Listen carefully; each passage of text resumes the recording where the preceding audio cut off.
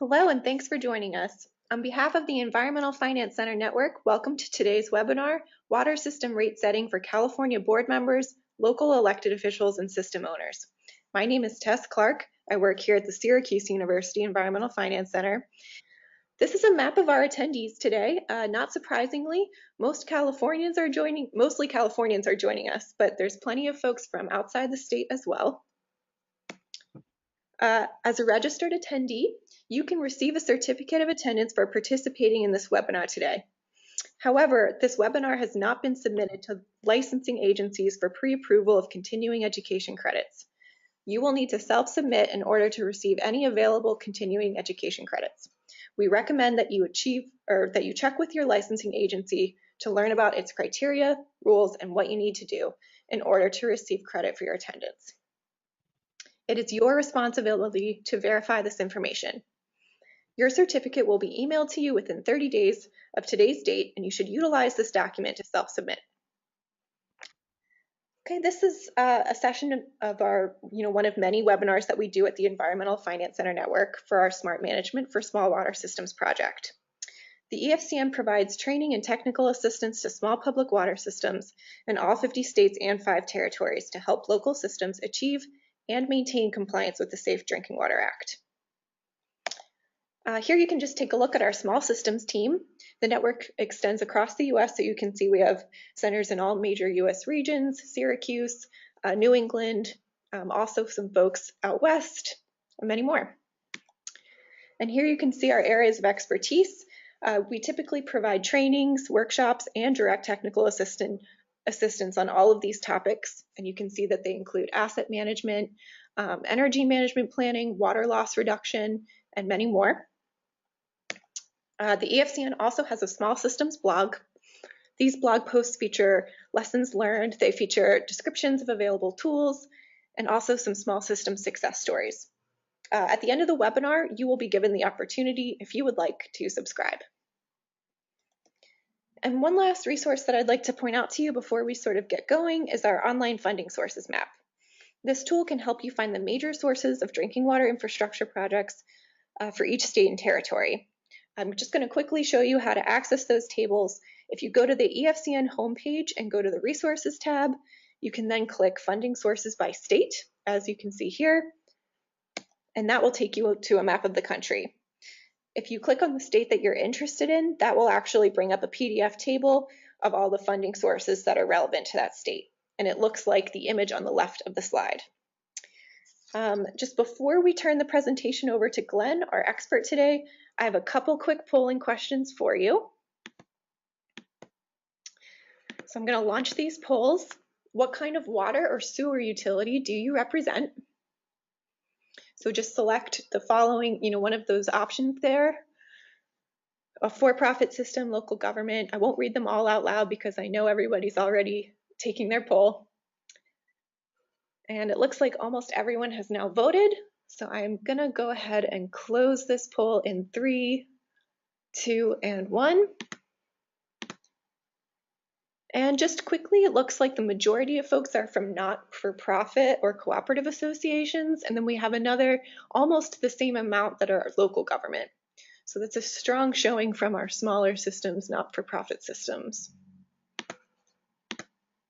Okay, secondly, what size water or sewer system do you operate? And then just tell us by the number of people served. So I'm going to give you a couple more seconds to put your response in.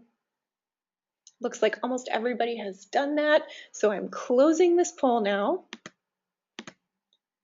And wow, there's over 52% of folks in attendance are 500 or fewer people served. That's a lot. And just a very small minority are large or very large systems or medium systems, and still a large showing from smaller systems that are 501 to 3,300. It's very, very interesting. Okay, and then we're just going to go through a couple more polls that are relevant to today's presentation. So what is your role within the water system? Select one of the following: owner, board member, local elected official, or top manager. And again, people are polling pretty quickly, so I'm going to go ahead and close this poll now. And it looks like the majority of folks are board members, but we have a significant showing of also owners and top managers, and about 30% are neither of those or not one of those predetermined categories.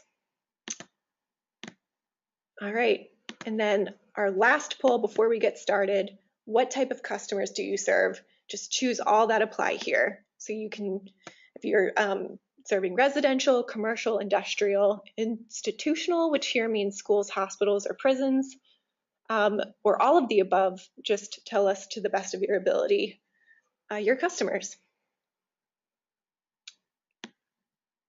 All right, and it looks like we, again, polling pretty quickly. I'm gonna close this poll in just 2 more seconds. All right, great. So, wow, almost everybody, and indeed everyone is serving residential customers. And a strong amount, 43% is also serving commercial customers as well. Much less are selling water to other systems. All right, on that note, I'm going to turn our presentation over to Glenn. Glenn is the Associate Director at UNC Environmental Finance Center at Chapel Hill. Glenn, I am going to share this, make you the presenter now, and you can take it from here. All right, well, thank you very much. Good evening, everybody. So glad to have you joining us to talk about rate setting for water systems, and in particular focusing on some of the interesting things around how we can bring money in to achieve our water goals. So delighted to have all of you with us this evening. Some of you may have been with us last Tuesday. We did a webinar on financial management for board members, local elected officials, and system owners and top managers. If you were not, a recording of that will soon be posted on our website. So these are companion webinars, but it's not a series. If you weren't here last week, that's totally fine. This is all new material. And I also will say, originally, we were targeting systems in California, but because we had some extra space on the webinar, we opened it up nationally. I know we have many people joining from around the country. 95% of what we'll talk about this evening will be relevant for systems regardless of where you're located in the US. So we're delighted to have you, and I think you'll get a lot out of our conversation as well.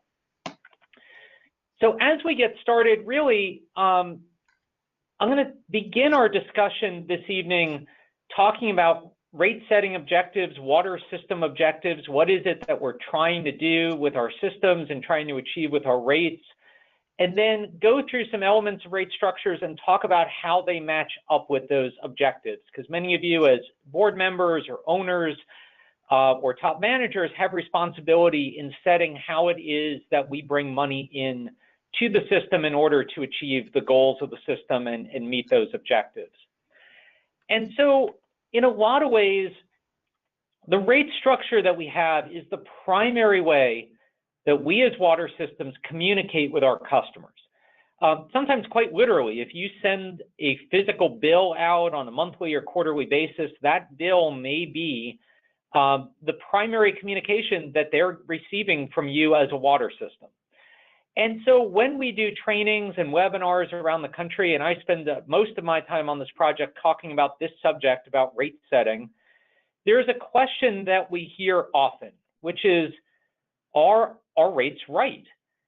You know, I think a lot of systems wonder, the rates that we're charging, are they right? Are they what we should be charging? And I think that the answer that we have is probably a bit unsatisfactory at first, because it depends.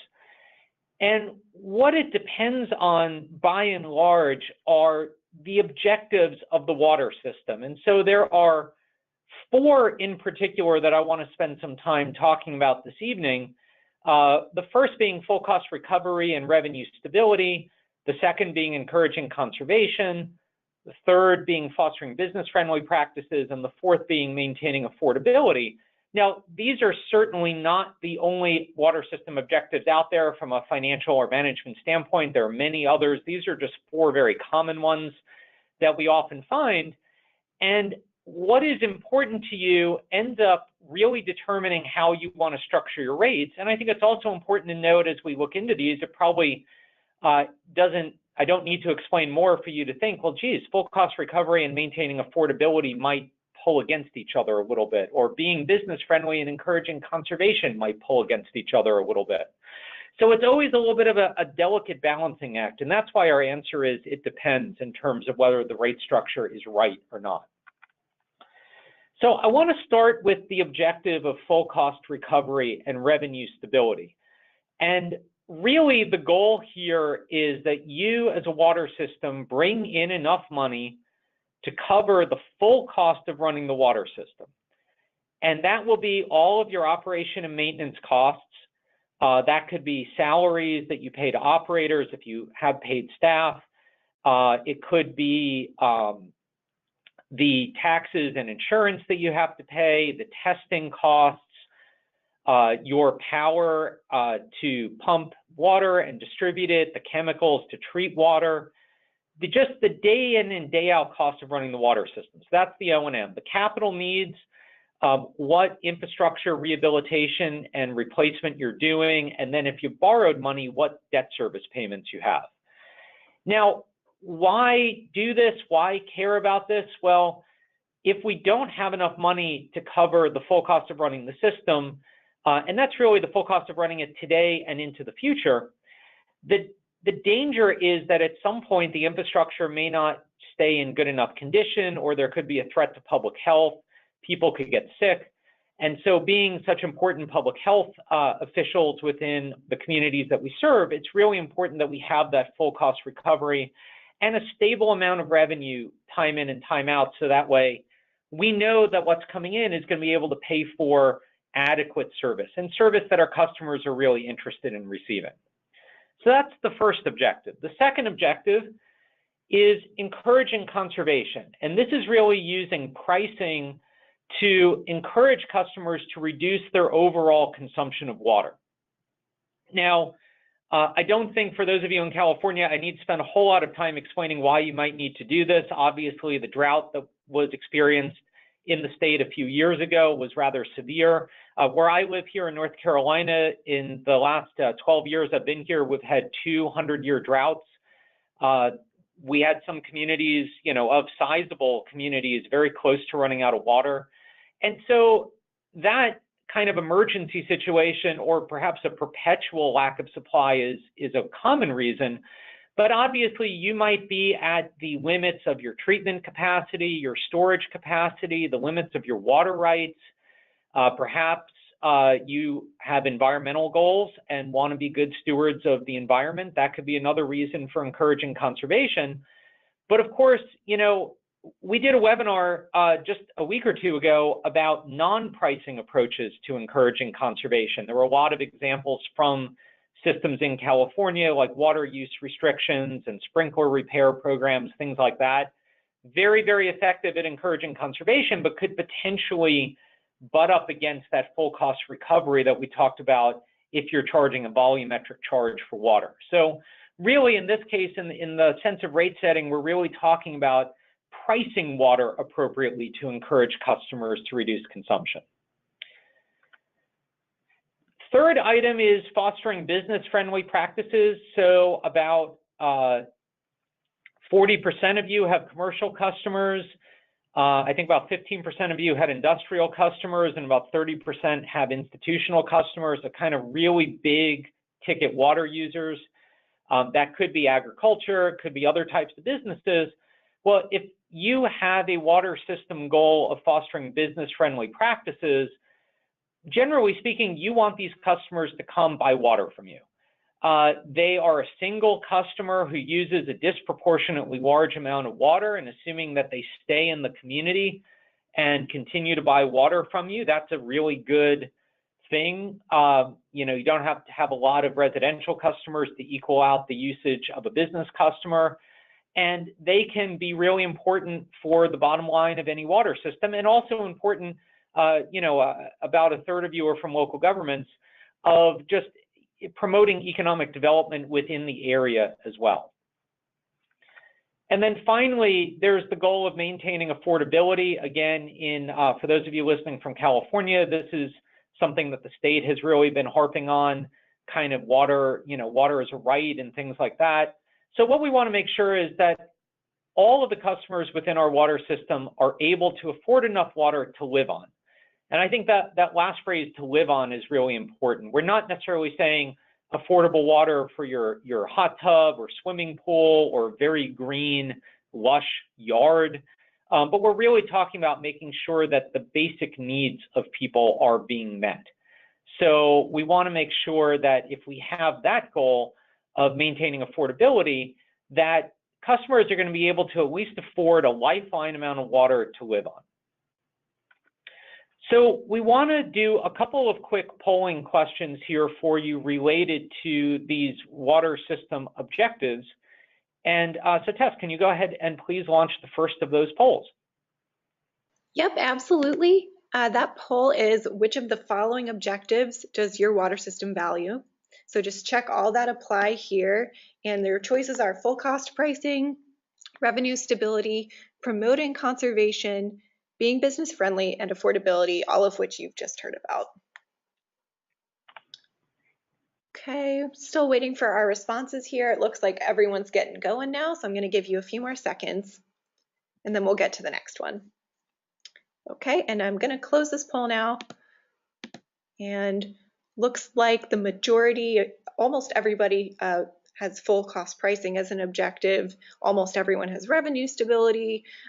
Closer to half, around 62%, are promoting conservation. And then the least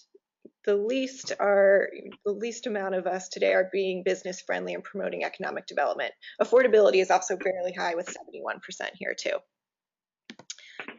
Okay, great. So that is an easy question. What is all of the objectives important to you? So now we're going to do another poll that gets to be maybe a little bit harder. We want to know, of that list, what is your number one objective? So you can only pick one this time.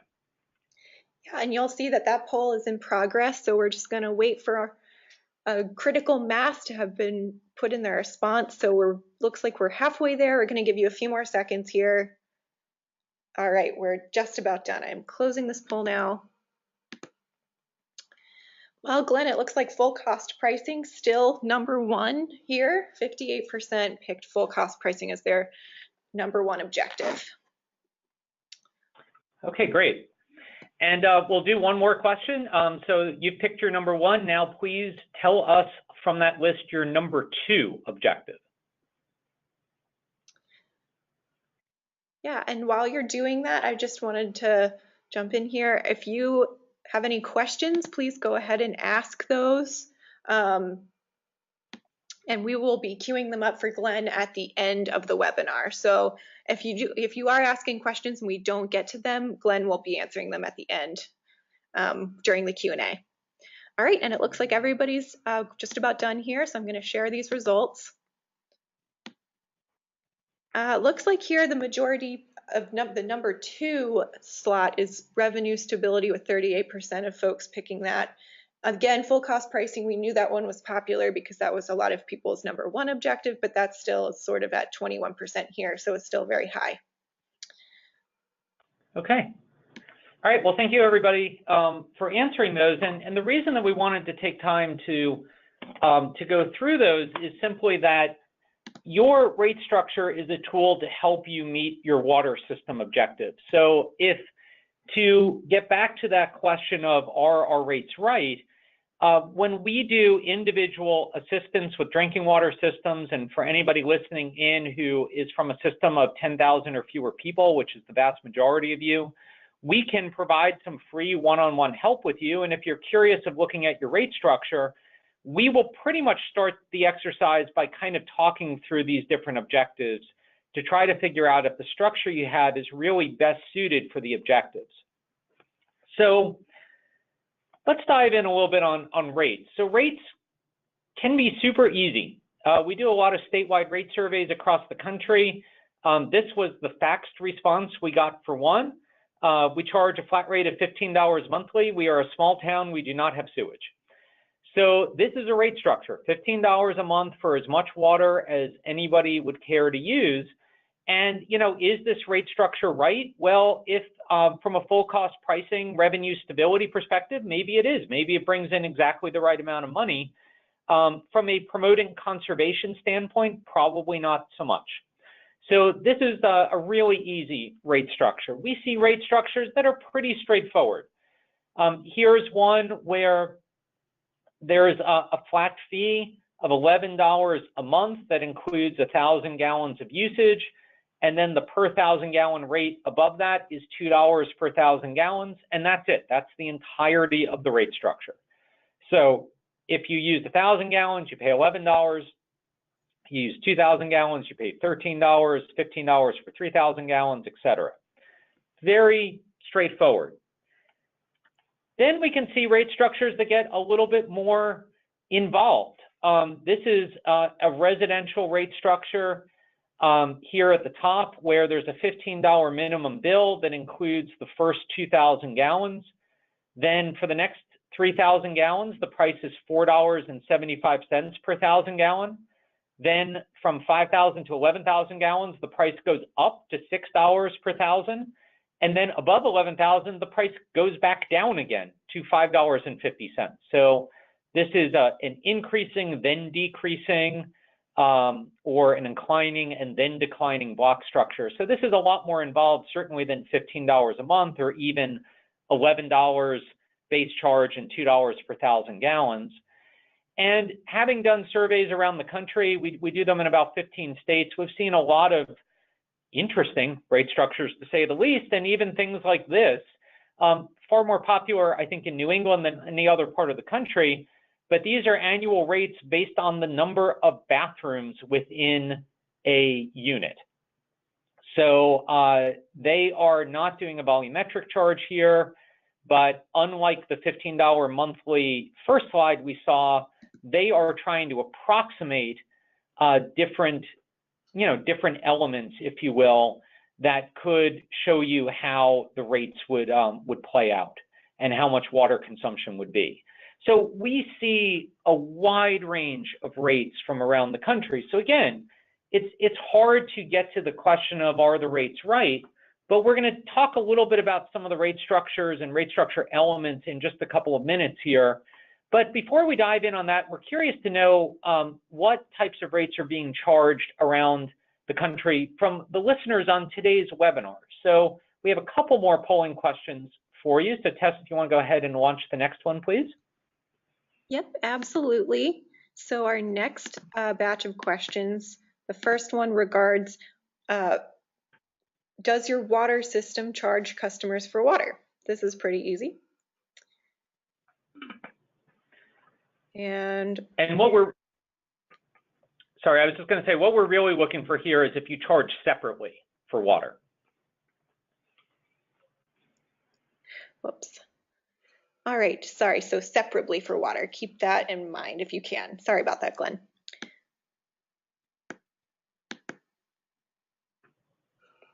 So yes, that may be everyone. Yeah. Excellent. That's good. That's a good start. Not everybody that we talk to does charge separately for water, so that's a really good start. Okay, now let's start to dive in a little bit on the rate structures themselves. So we have two more polling questions for you related to that. Yeah, and I've already gotten that poll started. So what rate structure does your water system have? Just select the following that makes the most sense for you. You can read through flat charges, volumetric, or base charge and volumetric charge combined. If this is taking you a couple seconds to think it through, that's okay. We're going to give you a few more because not everybody has responded yet. Looks like we're almost there. So I'm going to go ahead and give you 2 more seconds. And 1. All right, the majority, vast and a far away majority, is base charge and volumetric charge combined. All right, great. And we have one last poll question related to that rate structure. All right. If you have a volumetric charge, how is it structured? So select one of the following. The price is the same regardless of usage. That would be a uniform structure. The price goes up as usage goes up. That would be an increasing block structure. The price goes down as usage goes up. That would be a decreasing block structure, or it's different for different types of customers.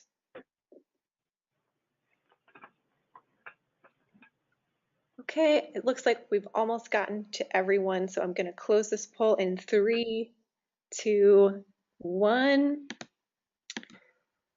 Far and away, the majority of people are using an increasing block structure. The price goes up as usage goes up. And a good amount of people are also doing a uniform structure where the price is regardless same as usage. That is 38%. All right, great. Well, thank you everybody for taking those polls. So again, back to the question, are our rates right? It depends. Well, what it depends on is what we value and how they're structured. So if you think about full cost pricing, that's really what we're talking about. Most of you picked, full cost recovery, revenue stability as your top goals. So you want to have the charges for water cover the entire cost of running the water system today and into the future. And there are many ways to structure rates to generate the same amount of revenue. So if this is your only goal, and you say what rate structure is appropriate for full cost pricing, it's not really the right question. The question that you need to ask is, what rate do we need to charge to achieve full cost pricing?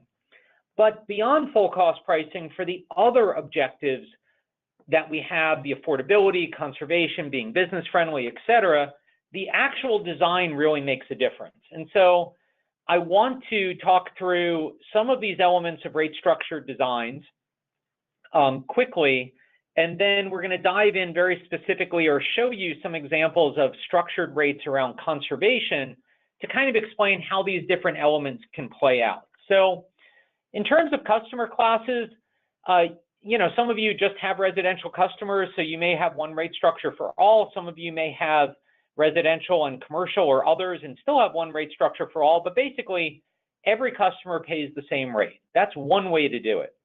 But you can also separate the rates out to say, residential customers pay one rate, irrigation rates might be different, commercial rates might be different, or so on. You can separate out the rate or the base charge based on the meter size. So rather than having customer classes, you would use the meter size as a proxy for how much water that particular customer is using. So maybe a Main Street business that's not very water intensive, like a clothing store or someplace that just has a bathroom, would pay essentially the same as a residential customer, but then a dry cleaner or a laundromat would pay a higher rate. Some of you may serve people outside of your jurisdictional boundaries, especially for those local governments listening in tonight. So you may have different rates for those inside and outside customers. And then in some cases, if you have some of those really big institutional customers, you may have a negotiated rate with just one individual customer or a handful of customers. So we see these are the general customer classes that we see. And so this is kind of the beginning of rate structure, is how are we going to divide the customers out? Then we think a little bit about how often do we bill? Around the country, the trend we are seeing is moving towards monthly billing. And I think monthly billing has a few advantages. It means that we get more revenue stability at our water systems because money is coming in every month. For customers, it's maybe a little easier for them to pay that bill, getting a bill every month. They're used to paying other utility bills monthly. But the downside to monthly billing compared to something less frequent, obviously, is there's a higher cost of billing itself and of reading meters. And some of you may still, many of you may still be doing manual read meters, so you've actually got to send somebody out in the field to do that. That's obviously a cost. The actual billing is a cost.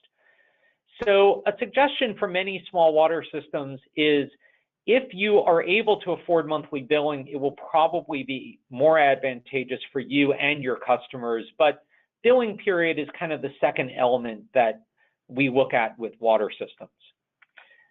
The third is the base charge.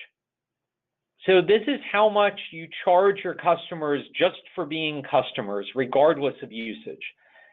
A higher base charge would be more guaranteed revenue for your water system on a monthly or quarterly basis, however often you bill.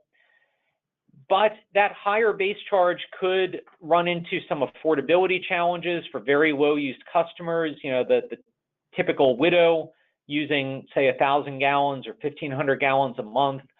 And it can also run into a little bit of conflict with promoting conservation, where you really want to shift more of the burden on the volumetric charge. But for a lot of smaller water systems, higher base charge gives you that revenue stability, because most of the cost of running the water system don't really change month in and month out based on how much water we treat and sell. The main things that change, power, chemicals, and bulk water purchases do, but things like salaries and testing and taxes and insurance, et cetera, do not. So that's where you've got to sort of balance out that revenue stability versus, say, maybe affordability or conservation or being business friendly. Within the base charge, we have been seeing a trend nationally towards water systems not including any allowance. So in other words, the base charge might be $10 or $15 or $20 or $25 a month, and then you would pay for every gallon or CCF above that. However, we do see some systems, like the example I showed earlier of the $11 that included the first 1,000 gallons, that could be what's considered a lifeline rate. So if affordability is the goal, that might be a way to say, hey, if you're a low-use customer with affordability issues, that might be a really good type of rate structure, because it would be a consistent payment month in and month out. And then we see some water systems including a much higher amount, 3,000, 5,000, 7,000 gallons a month or more. And that may be appropriate if a lot of the residential customers are using about the same amount of water, but it can obviously run up against some of the conservation goals. So that consumption allowance is another element that we look at. And then when it comes to volumetric rate structures, many of you have some type of volumetric rate structure, and I know a lot of them, I believe from the poll, were increasing block. But just as a quick reminder, uniform or flat rates, basically the price per 1,000 gallons does not change. So say in this example, it's $3 per 1,000 gallons, or say $3 per CCF, regardless of the level of consumption. So the monthly bill will start at the base charge and just climb in a straight line from there. This is a very fair, simple, easy type of rate structure that we see often around the country. Here's an example of one from here in North Carolina, where I live, where the base charge varies on the meter size, as we talked about earlier, but the per 1,000 gallon rate is the same. And then they do one rate inside of town and a different rate outside of town. Many of you are obviously familiar with increasing block rates. So the rate starts at one level, and then as usage goes up, the price goes up. We'll get in a few minutes, or before the webinar is over, to mention for those of you in California governmental systems how this ties in with Prop 218. But generally speaking, this is a conservation-oriented rate structure. But do consider whether or not you have a lot of large families living together. I always use the example, in my household, it's me and the cat. We don't use a whole lot of water. My neighbors across the street, it's the grandparents, the parents, and two teenagers living in the home. I don't know what their water bill is like, but I see how much trash they put out every week compared to what I put out. And if that's any indication, they probably use quite a bit of water. So conservation oriented, they're not out there watering their yard at all. They don't have a pool or any kind of water feature. They just have a lot of people who live in the house. And so increasing block rates may not encourage conservation if it's really just a lot of people using the water. So be wary of that as you set your rates. And here's an example from a community in Georgia. They have residential rates and commercial apartment and mobile home park rates that are both increasing block. Those set up differently, as you can see here. The residential has 3 tiers and go from $527 per 1,000 up to $1090 per 1,000. And then the commercial rates are 2 tiers that go from $669 to $803. We have many, many examples of these types of rate structures if this is the kind of structure you either have or are interested in. And then obviously you can have decreasing blocks, so the higher usage goes, the lower the price goes. Generally speaking, we don't see this for residential customers in most parts of the country. And especially in areas prone to drought, this is not a conservation-friendly rate structure, but it could be if you have a customer class for commercial and you want to encourage commercial use, this could be the type of water structure that could be put into place. So it's something to consider. And here's an example that we actually saw earlier from Ardmore, Alabama, that their commercial water has a $21.25 minimum bill, and then they have 3 tiers, and the price decreases not significantly, just from $7 per thousand to $6.50 per thousand. I could probably spend the next half hour that we have left together just talking about how to structure those rates. But again, if you have questions about doing block rates, would love to do some technical assistance with you, or can point you to some other webinars and resources that we have. But I do want to talk just really briefly about the frequency of rate changes.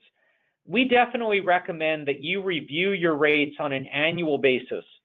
Doesn't mean you have to change them every year, and certainly in California for some types of systems there are some hurdles when it comes to that. But you should really look at the financial health of your water system. Are you recovering enough money? Are you able to pay off debt if you have it, and so on? And if things are not looking so good on that front, you may need a rate change. But one option that's out there that, again, I think will not be available for the governmental systems because of Prop 218, but perhaps for some of the other systems listening in on the line, is that you may consider raising the rates each year automatically based on inflation. So we've increasingly seen some water systems that are doing this approach. Here's an example from Illinois of a town that does this, that the water price goes up by the consumer price index every year.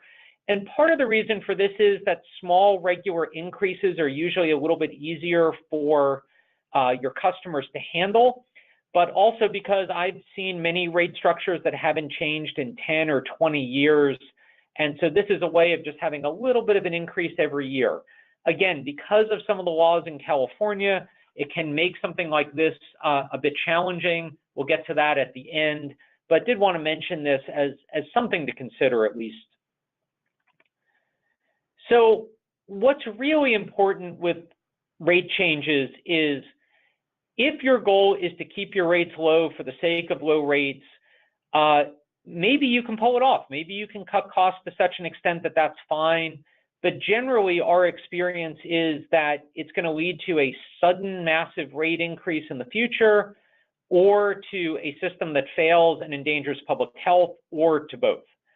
And so, we want to make sure that water is priced appropriately. We don't want to overcharge. We don't want to be taking advantage of customers, but we want to make sure that we're covering enough of the cost of providing water today and into the future. So how does all of this tie together? I wanted to give a couple of examples of rate structures that could encourage conservation and still at the same time potentially give you that full cost recovery and revenue stability that many of you are looking for. And so just wanted to kind of show how these tie together. So the California Water Resources Control Board has some really good resources on this that they put together when Governor Brown's proclamation, executive order came out in 2015. This website is still available. We have a link to it that we'll send out to you.